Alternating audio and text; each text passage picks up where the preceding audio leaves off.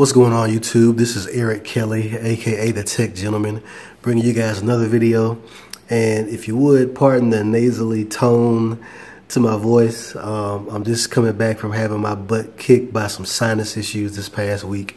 But I'm excited to bring you guys an unboxing on this Nvidia Shield TV. So without further ado, let's talk tech.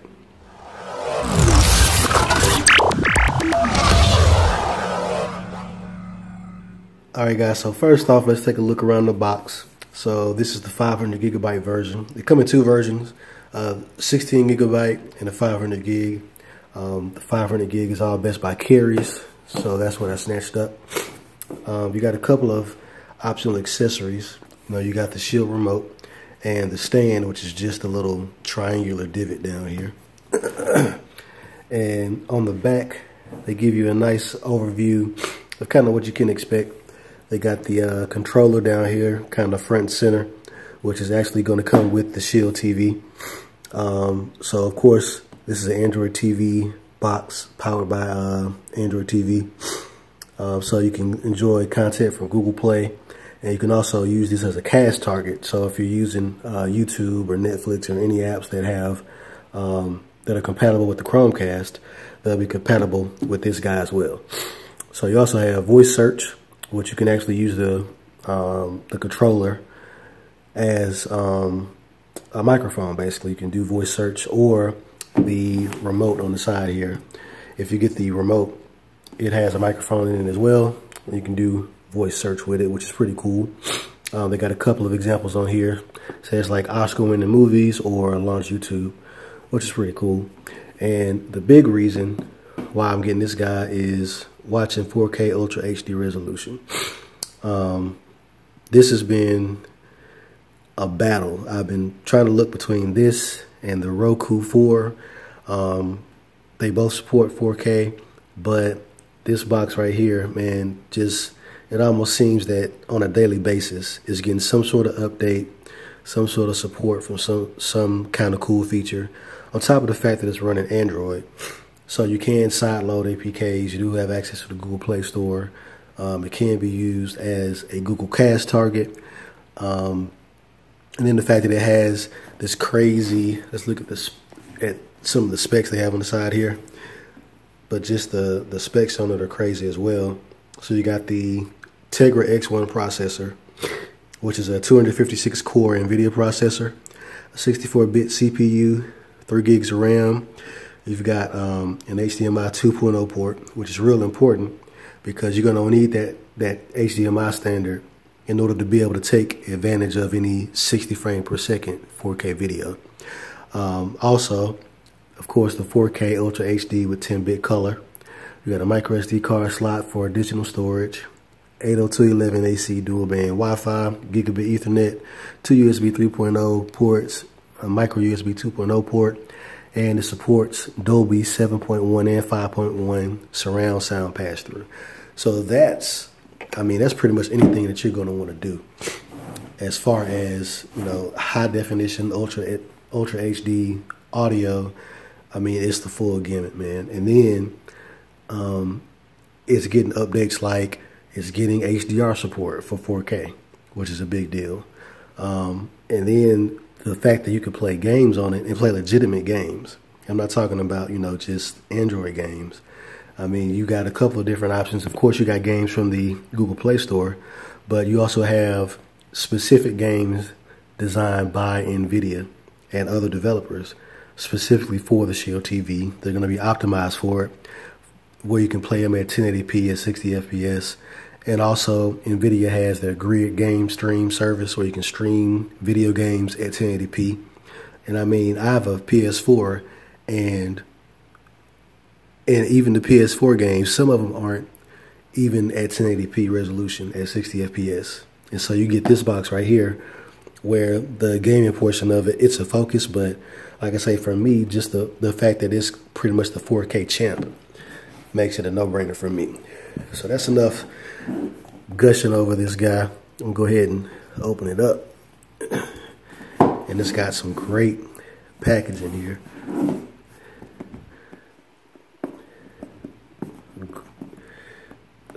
this second piece of tape off. All right. Should be able to slide this guy up. All right. So front and center, we got the Nvidia Shield TV, which is a nice, sleek little box. Not big at all, you know, compared to some of the other stuff you're going to have in your entertainment center. This isn't big at all, especially if you choose to stand it up with the stand, which you're definitely going to need. I mean, that's, you know, that's pretty slim right there. So let's see what else we got in the box. So we've got the controller, HDMI cable, micro USB cable, and power adapter. So go ahead and take these guys out. Alrighty, so we got a couple of books here from Nvidia.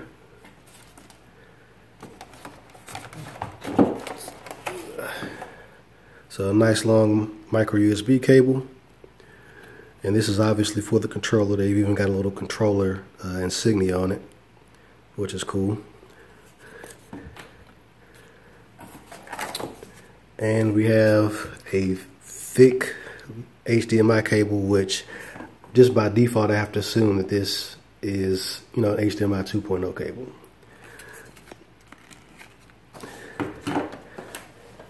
And check this out. The power adapter, which I assume you have the option to buy prongs for different locations. Since I'm in the US, this is the one I need, the old 2-prong deal. And make sure that that is everything that's in the box. Yeah, it doesn't look like you can take that bottom plastic frame out, so yeah, nothing else under there. So let's take a look around the two main pieces right here. So first, take a look at the controller. So the controller, it has a built-in rechargeable battery, and it's kind of fashioned to look like an Xbox 360 controller, especially with the button layout over here. But you know, you got both analog sticks at the bottom like a PlayStation controller, which I prefer. Feels good. It's kind of, you know, I've got pretty big hands. It fits in my hands well.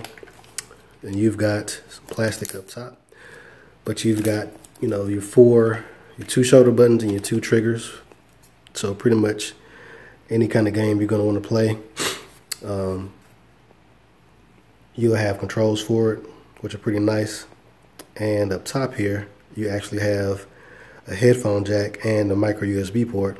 So the micro USB port is going to be for charging, and the headphone jack is for private listening. So if you want to, you know, play a game with some headphones on and not disturb people, you can do that, which is pretty convenient, especially with me having a wife and a little baby. All right, get some more of this plastic off of here. And finish taking a look around this controller.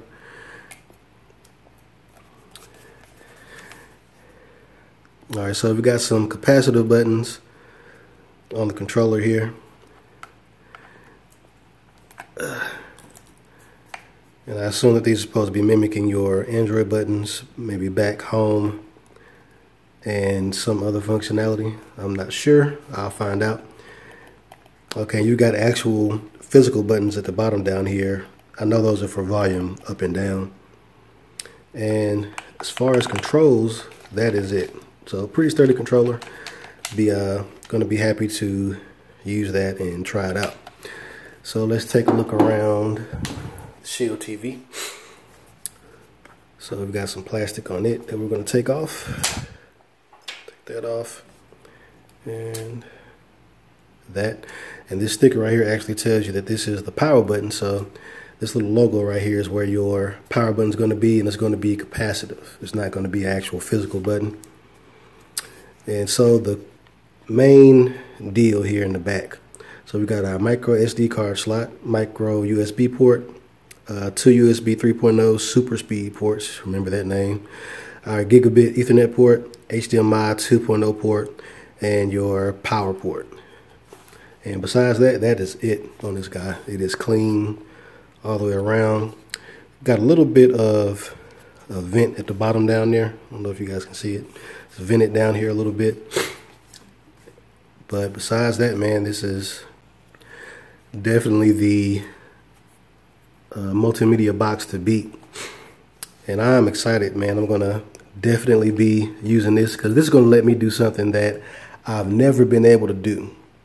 And that is actually watch YouTube videos in 4K on my 4K TV. Now, it's crazy to say that. My TV has a 4K YouTube app built into it, but it doesn't decode the YouTube standard for 4K. I think that as of right now, the only TVs that do it are like Samsung TVs. Everything else, you need some sort of, you know, box or computer that will actually play back 4K YouTube. And right now, YouTube has the largest library of 4K content because people are constantly uploading new 4K stuff every single day. And even with the new 3.2 update, this guy's going to be supporting YouTube at 4K. I mean, of course at 4K. YouTube at 4K is 60 FPS, which I don't know how many people are actually recording at 60 FPS, but I mean, you're ready. This guy is, I mean, it just stays ahead of everybody else right now as far as technology. So, like I said, you guys got any questions, any comments, anything you want to know about this box, let me know. Oh, also, this has a nice little rubber foot on the bottom. This whole bottom here is rubber, so that's pretty cool. So I won't have to worry about moving it, which I don't think you'll be moving it that much anyway. But yeah, man, I'm excited. Already, without even powering this guy on, it's the media streaming box to beat. And as right now, I don't think anybody else is close. Apple TV is murdering Apple TV. I mean, Apple TV doesn't even do 4K yet. So they've got a long way to go. The Roku box, it does 4K, but it's running Roku's little proprietary OS, which is, you know, you have the option to add channels, but it's kind of limited. And the reason why I got this is because for some reason, a couple of my old kind of USB stick style Chromecasts, they just kind of died on me. Now, granted, they have been plugged in nonstop for, you know, about 3 years now. But still, you know, this kind of sucks. So I decided I'd upgrade to the big boy where I can actually play some 4K stuff. So, like I said, if you guys got any questions, any comments, anything you want to know, anything you want me to shoot or record or make a video on, give me a shout. I'll definitely reply to it and try to get you guys some content on it. But until next time, guys, like, comment, subscribe. Peace.